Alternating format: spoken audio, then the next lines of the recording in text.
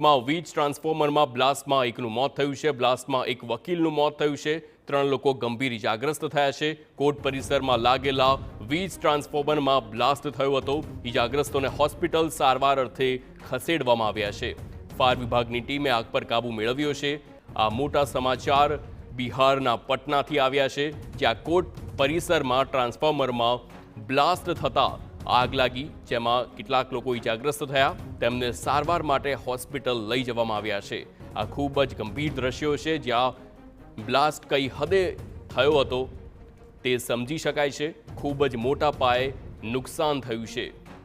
બ્લાસ્ટમાં એક વકીલનું મોત થયું છે, તો કોર્ટ પરિસરમાં લાગેલી વીજ ટ્રાન્સફોર્મરમાં બ્લાસ્ટ થયો હતો અને ઇજાગ્રસ્તોને હોસ્પિટલ હાલ સારવાર માટે લઈ જવામાં આવ્યા છે. બિહારના આ પટનામાં સિવિલ કોર્ટમાં બ્લાસ્ટ થયો છે.